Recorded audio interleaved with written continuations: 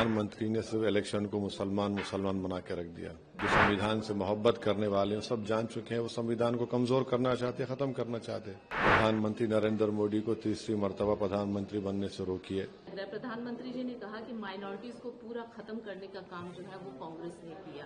Reservation को पूरी तरीके से, जिस तरीके से दलितों से देखिए, जितना चुनाव चल रहा है ना, फर्स्ट फेज के बाद 7वें चरण तक प्रधानमंत्री ने सिर्फ इलेक्शन को मुसलमान बना के रख दिया। प्रधानमंत्री देश को बता रहे हैं कि सिर्फ मुसलमान ही वोट देता, कोई हिंदू नहीं देता, कोई बैकवर्ड क्लास नहीं देता, कोई दलित नहीं देता, कोई पिछड़ा नहीं देता।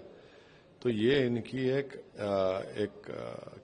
पूरी एक स्ट्रेटजी है कि मुसलमानों की नफरत, मुसलमानों का डर दिखाकर और वो अपने नाकामियों को कवर करना चाहते हैं। रोजगार नहीं दिया युवाओं को, महंगाई आसमान को छू रही है, उत्तर प्रदेश में पेपर लीक होता है और 400 पार का मतलब दलित, आदिवासी जो संविधान से मोहब्बत करने वाले हैं सब जान चुके हैं, वो संविधान को कमजोर करना चाहते, खत्म करना चाहते। उनकी फॉरेन पॉलिसी इतनी नाकाम है कि नेपाल जैसा कंट्री आज अपनी करेंसी छापता है तो उसमें भारत के इलाकों को नेपाल की टेरिटरी बनाता है। तो ये हर चीज पर नाकामी है, तो सिर्फ मुसलमान कर रहे हैं। देश देख रहा है इन चीजों को। Sir, you are a senior leader और आपने पूरा देखा, आकलन आपका क्या कहना है? नहीं, मैं तो कोई जोशी नहीं हूं, ना कोई सेफोलॉजिस्ट हूं मैं।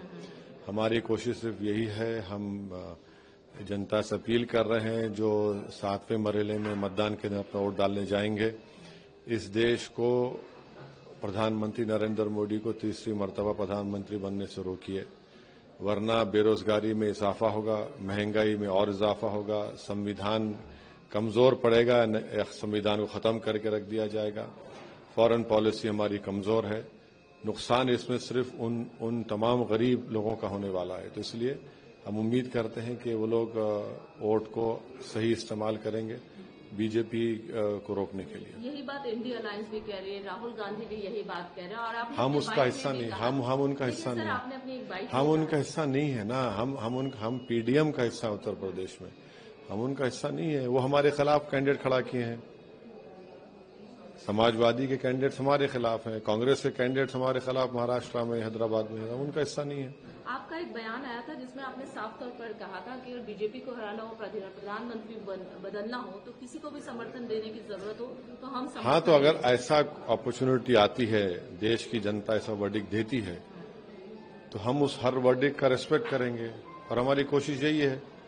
देखिए, 10 साल में किसका घर तोड़ा गया, किसका घर, किसको गौरक्षकों ने अटैक किया, लव जिहाद के नाम पर किसको टारगेट बनाया गया, CAA का कानून किसके खिलाफ इस्तेमाल होगा, किसको स्टेटलेस बनाया जा सकता है, हिजाब किसके लिए खतरा बन गया। तो ये सब चीजें हैं ना।